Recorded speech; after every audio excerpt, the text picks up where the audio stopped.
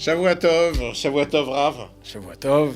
Chaque semaine, on est tous comme ça devant la télévision et on attend la suite. C'est une vraie saga, là, la paracha. Avant, on connaissait la paracha, mais là, vraiment, on la vit avec vous, Rav. C'est un plaisir et on n'entend que du bien de ce petit 15 minutes, 10 minutes sur la paracha. Alors, cette semaine, on est hâte d'avoir la suite. C'est Vayechi. Donc, on a eu, je fais un petit résumé. Mais avant Vayechi, mais on savait tous que la vie des Juifs, elle est un peu compliquée. Oui. Un peu spéciale. Ah, là, c'est vraiment maintenant, spécial. On comprend que ça commençait chez nos parents déjà.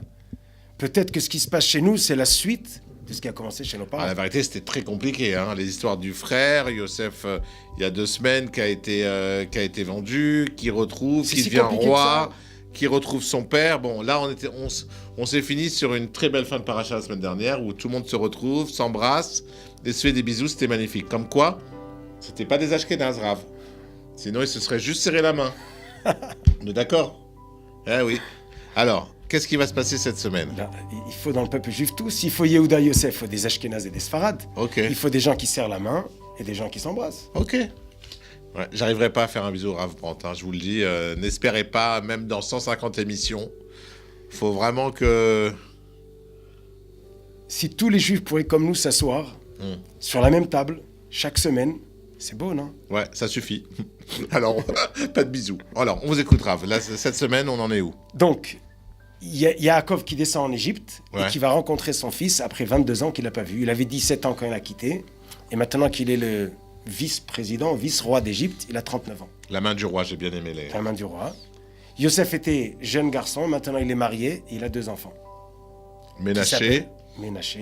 T'en as parlé la semaine dernière et la semaine d'avant. Non, la semaine dernière. Ménaché et Ephraïm. Ephraïm. Donc, Yaakov, il voit pas seulement que Yosef est vivant, mais qu'il a Ménaché et Ephraïm. Très bien.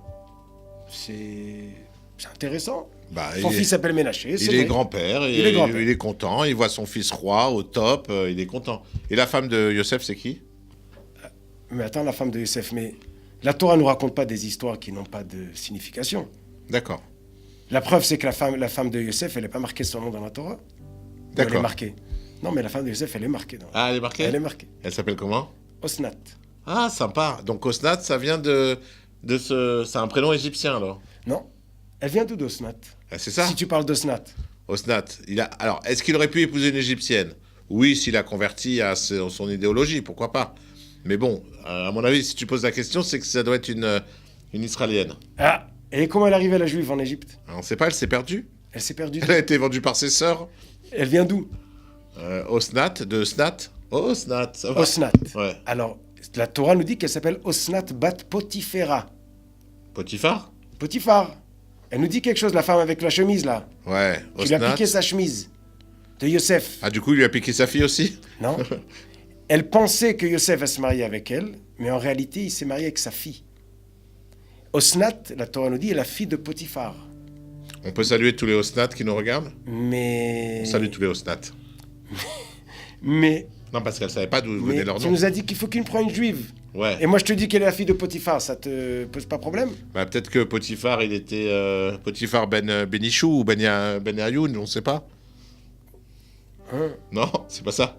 Alors là, Midrash nous dit que cette Osnat, elle a été élevée par Potiphar.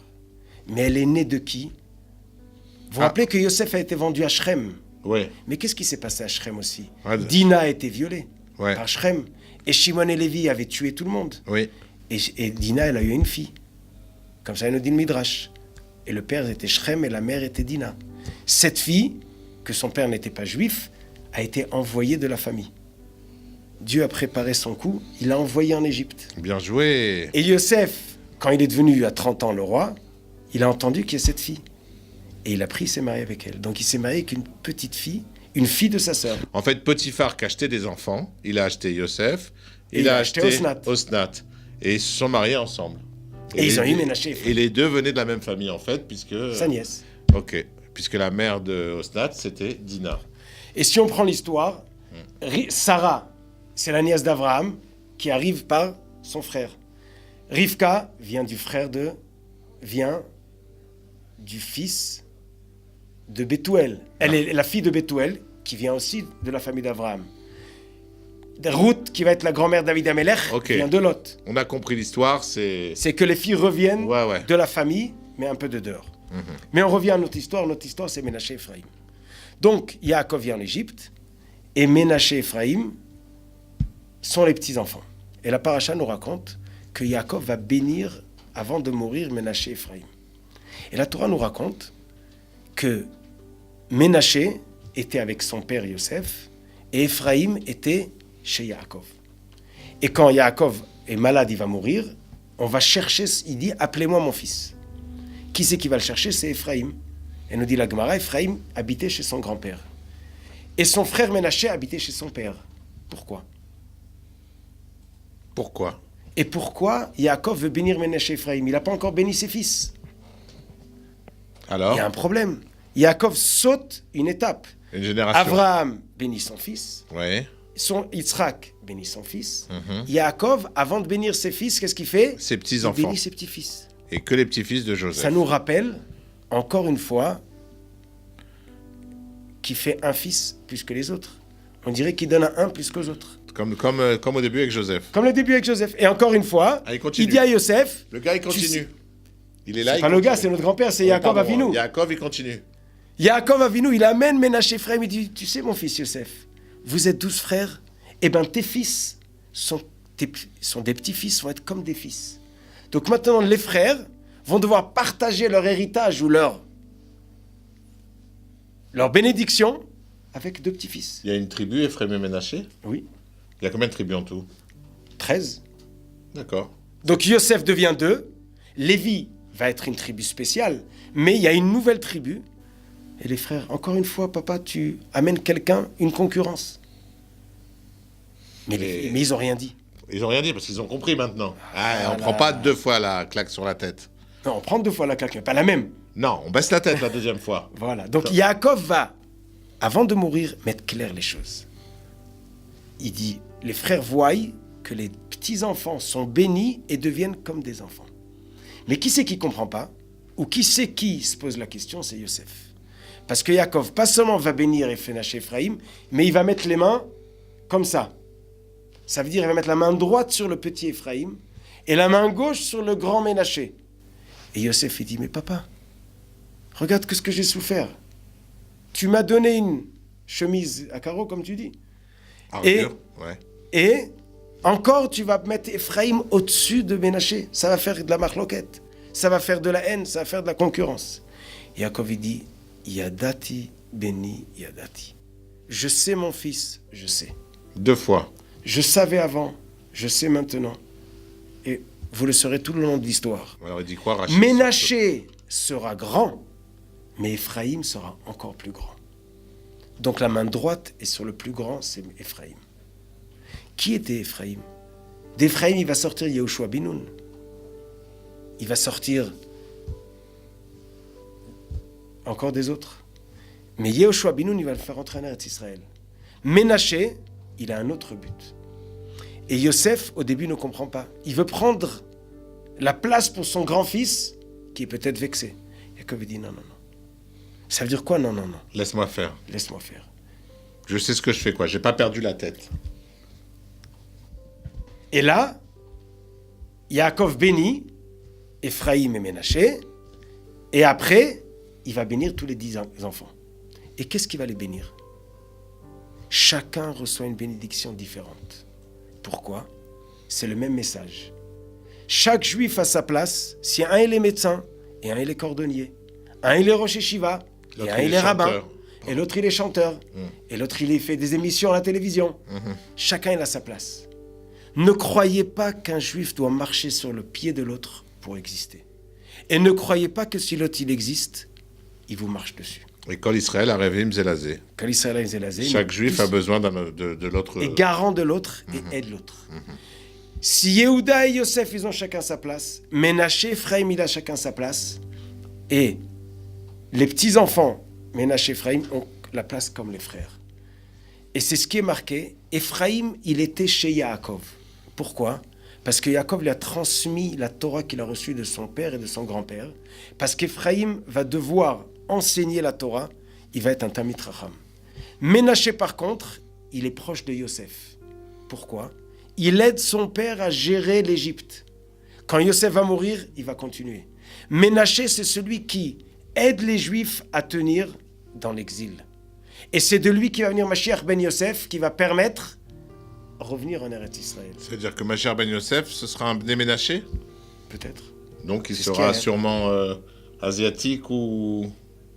Aujourd'hui, les Bnei Ménaché, c'est les... Qui sait exactement, on ne sait pas, puisque Ménaché va se partager en deux après. Oui. La moitié va être en Israël et la moitié va être avec Réhouven et Gad dehors d'Eretz Israël, qui va être du côté du Golan, ce qui est aujourd'hui le Golan.